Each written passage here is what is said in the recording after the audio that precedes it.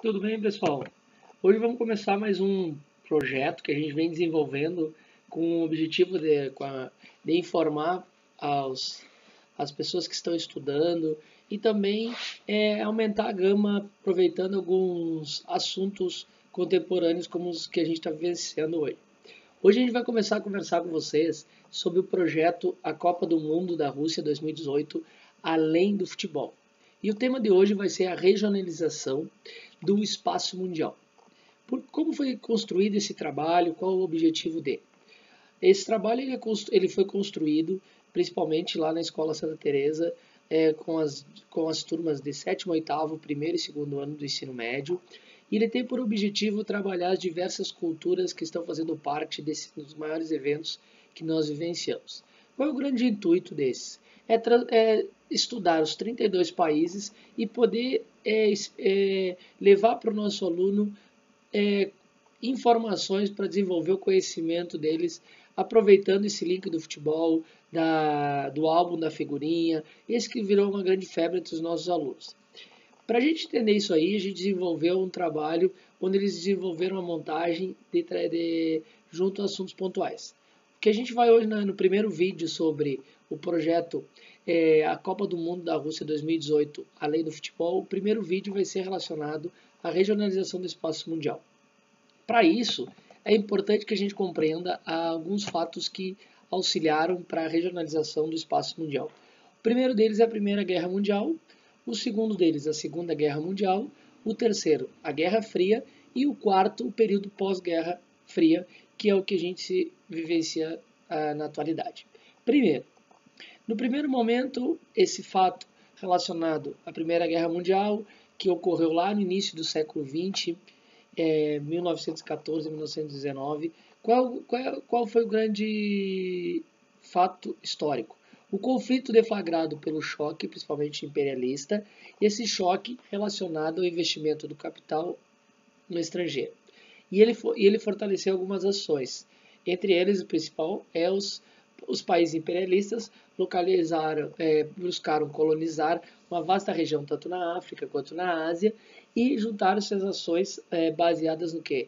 No fato do racismo, onde que a raça branca merecia uma demanda superior às demais, é o etnocentrismo, quando o branco civilizado leva um progresso aos povos, principalmente primitivos, o darwinismo, aquela nação mais forte sobrepõe as mais fracas.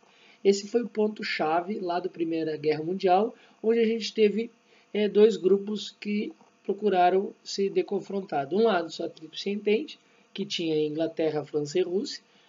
Seus opositores, a Tríplice Aliança, formado pela Alemanha, o Império Austro-Húngaro e a Itália. Alguns devem estar se perguntando, e cadê a grande potência dos Estados Unidos? Os Estados Unidos era fornecedor de matérias e necessidades inglesa, por isso a gente pode relacionar ele como um coparticipante da Tríplice Entente. Passado esse fato, passado a reorganização da Primeira Guerra Mundial, que tem como um fato interligado no nosso projeto relacionado à Copa com o trabalho do sétimo ano, onde a gente trabalha com eles colonizador e colonizado, que posterior vai ser um vídeo complementar para os nossos telespectadores. O segundo fato histórico dessa regionalização mundial, nós temos o quê? Nós temos o fato da Segunda Guerra Mundial, 1939 e 1945. Qual foi o fato histórico? Conflito entre países que compunham o eixo de um lado e de outros aliados. Quem era um, quem era outro? É esse o intento que a gente vai participar agora com vocês. O eixo ele era formado por países, principalmente de doutrina radicais. Quais eram as doutrinas radicais? Alemanha, de Adolf Hitler, nazismo de Mussolini e o Império Nipônico japonês, que buscou constituir aquele que foi denominado o eixo Roma-Berlim-Tóquio. Também tinham como apoiadores do eixo Hungria, Romênia, Bulgária, Eslováquia, Croácia, Sérvia e Albânia. Países que hoje se desmembraram da nossa ex-antiga Iugoslávia. Os opositores aos países do eixo são os aliados. Quais eram a sua constituição? Os Estados Unidos da América, a França, Reino Unido e a União Soviética. Principalmente nós, Brasil, fizemos parte dos aliados, onde tivemos uma participação direta com a nossa FEB, Força Expedicionária Brasileira, que participou de forma atuante frente aos diversos combates em território europeu. Também, posterior à Segunda Guerra Mundial, o mundo ele sofre uma reorganização. E essa reorganização ela vai começar a desenvolver com o final da Segunda Guerra, de 1945, e vai se estender até 1990. Como que vai ser denominado esse período histórico de regionalização? Guerra Fria. Importante para quem está assistindo, para o nosso aluno ou para aquela pessoa que está procurando conhecimento, que a Guerra Fria ela não teve um conflito. Por quê? A Guerra Fria ela é designada, ela é uma nova conjuntura. Por quê? É uma designação de um período histórico de disputas entre duas grandes potências, Estados Unidos e União Soviética. De um lado, os Estados Unidos aderindo ao sistema capitalista e do outro lado, a União Soviética através do sistema socialista. Dentro desse contexto, o mundo vai vivenciar algumas reorganizações e divisões. A primeira que nós vamos entrar em assunto com vocês vai ter essa teoria dos três mundos. E eu anotei algumas coisas relacionadas aos 32 países que fazem parte da Copa do Mundo da Rússia, para a gente poder também fazer uma relação e poder levar também para esse nosso aluno esse debate em sala de aula e também para o nosso aluno fazer essa relação frente a uma regionalização. Como que era a regionalização da teoria dos mundos? Dividia-se em primeiro, segundo e terceiro mundo. Quem eram os países de primeiro mundo, quem eram os de segundo e quem eram os de terceiro? Os países de primeiro mundo eram principalmente aqueles países europeus também. É importante a gente fazer essa relação, somados a quem? Os Estados Unidos, o Canadá e também o Japão, os países europeus ocidentais. Do outro lado, nós tínhamos os países de terceiro mundo, que eram quem? Aqui a gente anotou, eram as economias mais frágeis, aquelas economias localizadas principalmente na América Central, na América do Sul, na África e na Ásia. E do segundo mundo, que era uma denominação pejorativa também, eram os países socialistas. Quais países socialistas? A União Soviética, a China, Cuba, países do leste europeu. Esses juntamente também, posterior à Coreia do Norte. Esta relação ela interligou uma divisão territorial através da teoria dos mundos e teve como um dos grandes pontos marcantes dessa teoria dos mundos a divisão da Alemanha, entre a Alemanha Oriental e a Alemanha Ocidental. A Alemanha Oriental, que seguia um sistema socialista, tendo a União Soviética como grande potencializador das organizações, e do outro lado, a Alemanha Ocidental, potencializada pelo sistema capitalista americano.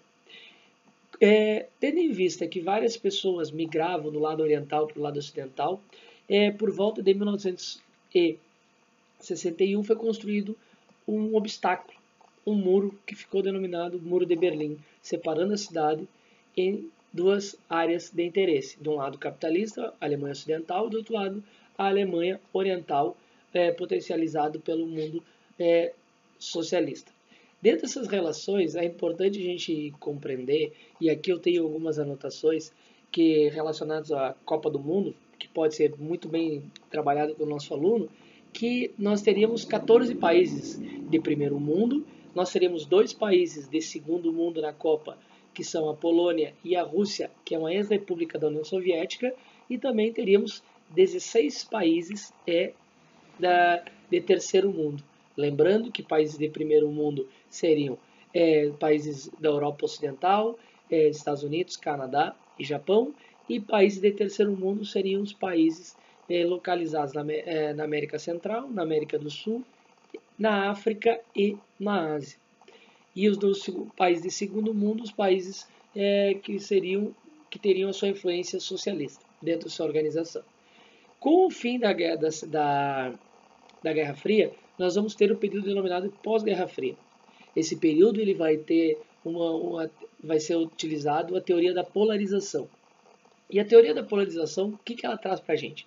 Ela foi denominada ganhando uma ênfase após a guerra e polarizou o mundo entre os países do norte e os países do sul, tendo muitas vezes quando a gente fala países do norte ou do sul, se tem a ideia da linha do Equador, mas não foi essa uma simples organização através da linha do Equador.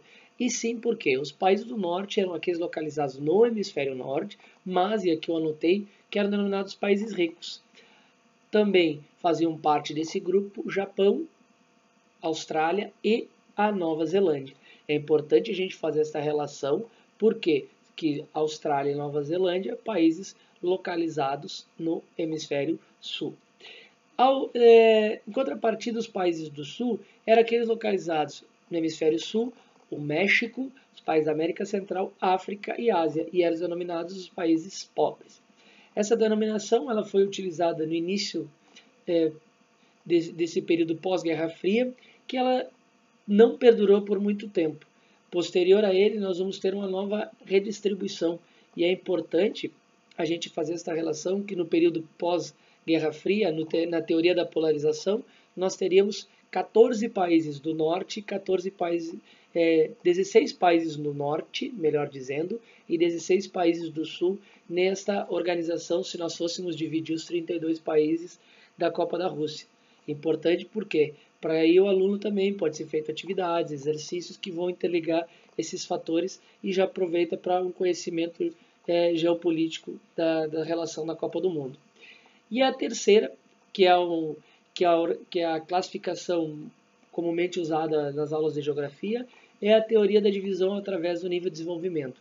Esse nível de desenvolvimento que muitas vezes ele é trabalhado principalmente através do Índice de Desenvolvimento Humano, do IDH, onde ele é medido através de referenciais.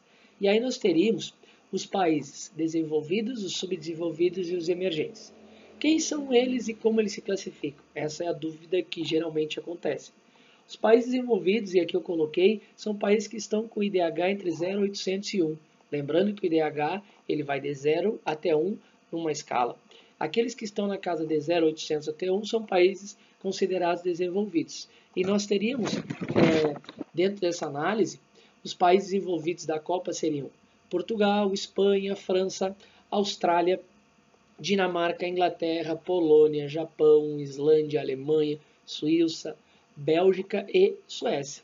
Esses seriam os países desenvolvidos na análise da Copa do Mundo da Rússia 2018. Quais seriam os países subdesenvolvidos? Nós teríamos dois países subdesenvolvidos, a Nigéria e Senegal.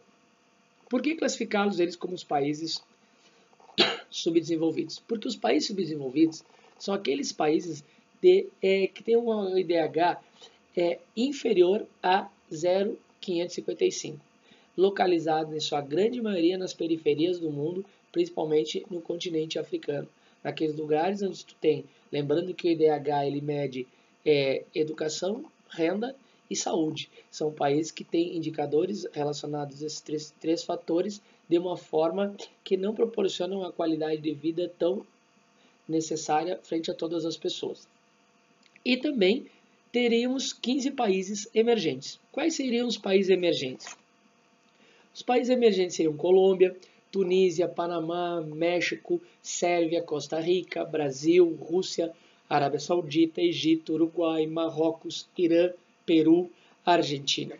Esses países que são classificados como emergentes porque eles eram países subdesenvolvidos, estão num processo de melhoria da qualidade, na melhoria do seu IDH. A maioria deles está entre um IDH de 0,799 a 0,700, os mais elevados, que são considerados IDH elevado, e o médio, que é de 0,699 a 0,555. Então, eles estão todos acima de 0,555, que são dos países subdesenvolvidos, e próximos aos países desenvolvidos, que é o de 0,800. Por isso que eles estão na casa de 0,799. Essa abordagem desse nosso primeiro vídeo, ele tem um grande objetivo: canalizar toda essa visibilidade que a Copa do Mundo tem, para também a gente compreender algumas relações, principalmente frente a um contexto que envolve o aluno, envolve o telespectador e pode abranger diversos fatores. Hoje a gente falou sobre a regionalização do espaço mundial. Nos próximos vídeos a gente vai estar trabalhando sobre outros fatores, e esses outros fatores que vão poder proporcionar uma nova abordagem frente não simplesmente ao futebol, e sim de uma forma ampla a todo esse contexto que a Copa do Mundo traz para todos os telespectadores durante o seu período de desenvolvimento. Muito obrigado, agradeço a visibilidade de todos e até o vídeo 2, onde a gente vai abordar mais um tema no projeto A Copa do Mundo da Rússia 2018, além do futebol. Um abraço e até a próxima.